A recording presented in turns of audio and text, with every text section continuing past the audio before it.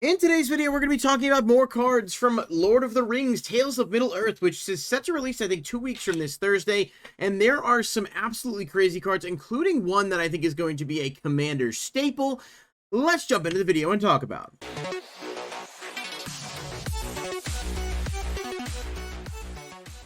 Thank you so much for checking out the video. If you do enjoy it, please hit the like button and subscribe to the channel. Click the bell icon if you want to be notified when new videos are posted. And as always, do encourage you to leave a comment down below. Let me know what you think of these cards and what other topics you might like to see me cover.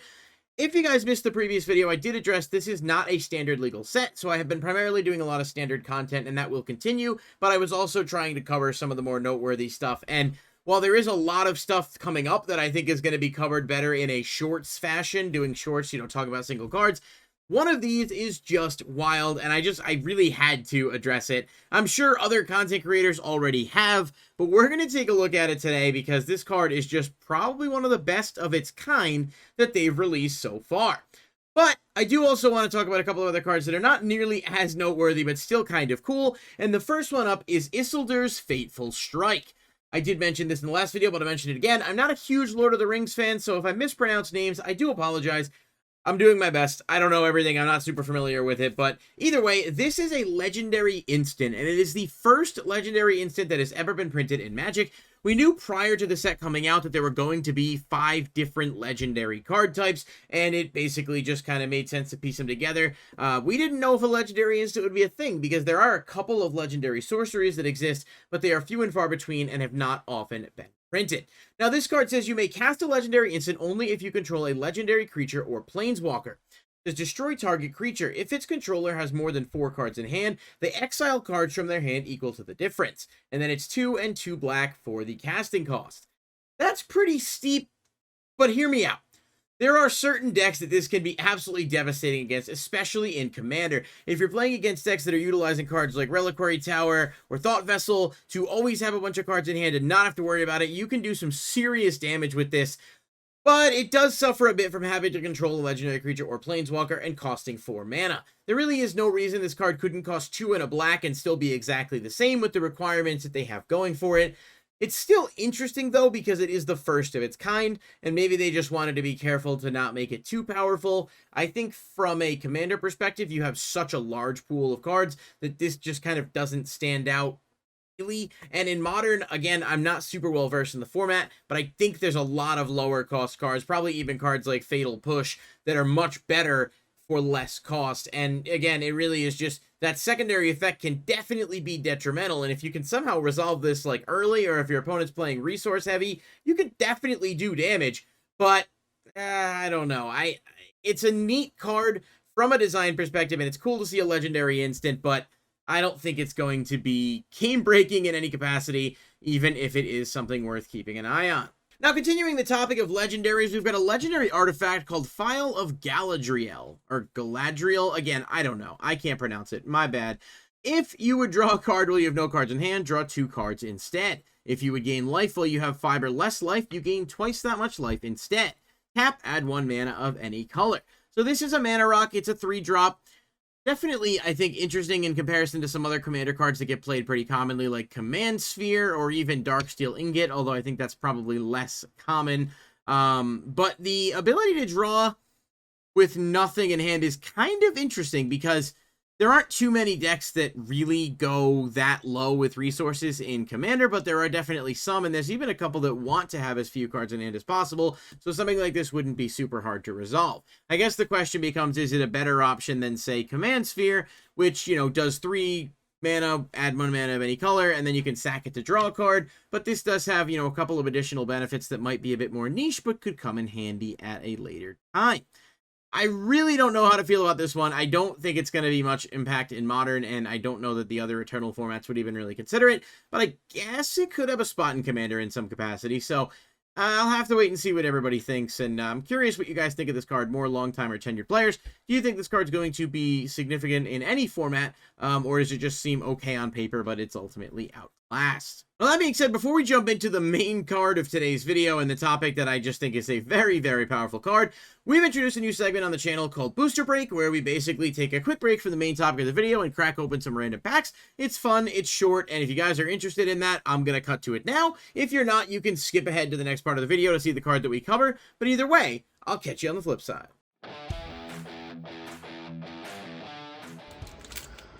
In today's booster break, we are going to be opening up 3 booster packs of standard legal sets, including March of the Machine Aftermath, Epilogue, Phyrexia, and Kamigawa. We have been doing these segments for a couple videos now, and the pulls have not been amazing, but as we go forward, hopefully we'll get some better, and just kind of intended to be like a quick palate cleanser in the video for those who do enjoy the openings, and sort of allowing the main topic to kind of flow. So Dragonfly Suit, Aki Ember Keeper, You Are Already Dead. Tameo Safekeeping is actually a pretty good card just to get as a common.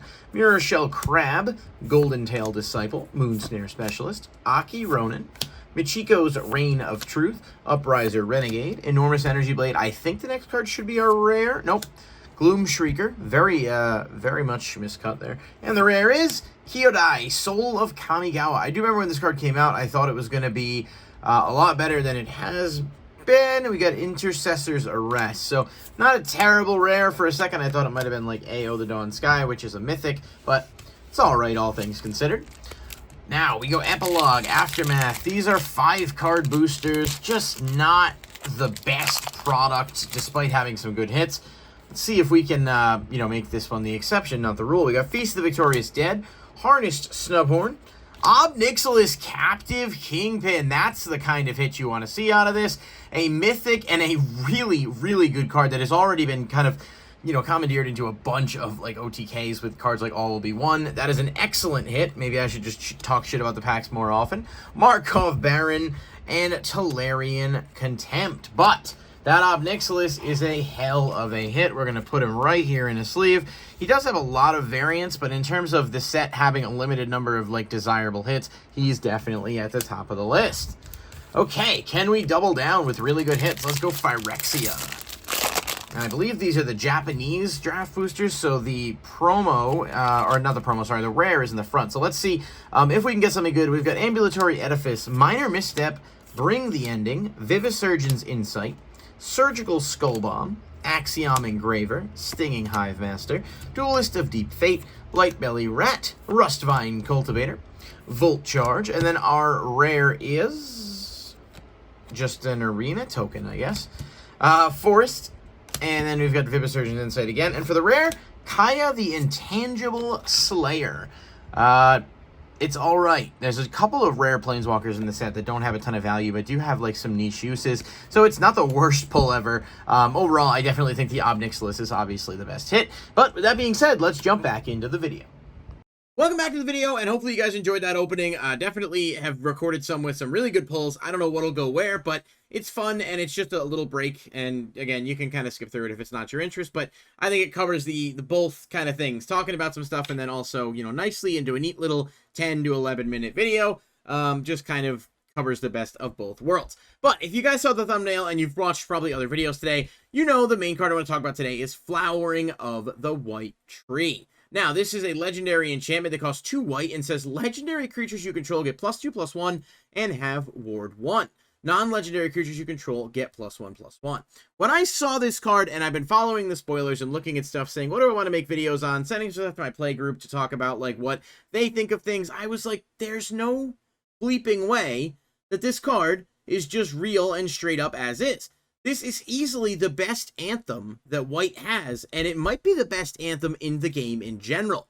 The +2/+1 buff is great. Ward 1 is great. Together, for all legendary creatures, especially in a, in a format where now we have things like the ring being able to tempt you, you can make anything legendary. But the fact that on top of that, it gives non-legendary creatures +1/+1 is just the icing on the cake. There are plenty of Anthems that exist in the game, especially for White. Cards like Cather's Crusade is definitely an interesting one. Intangible Virtue, Path of Bravery, just to name a few. But it's one of the common themes that White gets a lot of, and while there are other ones for different colors, it's pretty much a prominently white thing, but most of them cost more. Intangible Virtue is 1 and a white and gives all creature tokens you control +1/+1 in Vigilance, so not necessarily as good, but the Vigilance might be a trade-off. The point is there are a lot of cards that do what this card does, just nowhere near as good and nowhere near as cheap. What you get from this is a card that, regardless of what you're playing, is basically going to buff stuff, and the mana cost is pretty insignificant. And especially with so many treasure cards running rampant,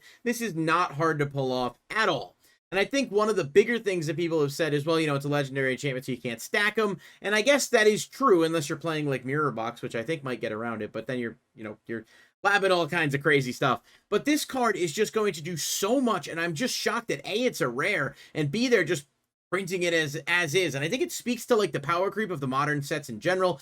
We saw Modern Horizons 2 had a lot of very powerful cards, and this is a straight to modern set, so maybe it's just there. The idea of a card like this in Standard to me was like, holy crap, like imagine, as someone who's playing primarily white, like in Azorius Soldiers, like, could I play this and just buff my creatures to oblivion, stacking ward on top of other things? Obviously not, and that's probably a good thing for the health of that format, but this card is nuts, and I honestly wonder what its value is going to look like. I think it'll be interesting once all the pre-orders are up for all the cards after the reveals have been done to really see where things go. And of course, it could end up being more affordable if there's like an extended art or an alternate art or whatever, but if it's just a straight up kind of as-is card, I think this card has a real chance to be worth a pretty solid chunk of change, especially because there's just so many decks in Commander that this will work exceptionally well with. And I am really surprised, but also kind of excited to be able to like get my hands on this and kind of see what it can do. Because let's not forget, especially Commander, it's searchable by plenty of things, and there's just a lot of different cool things you can do with enchantments. What do you guys think of Flowering the White Tree? Do you think it's good? Do you think it's bad? I mean, if you think it's bad, I'd really be interested to hear why, because I think it's just extremely good. And the other cards we covered as well, love to hear your thoughts on those. Thank you guys so much for checking out the video, and I'll see you in the next one. Peace.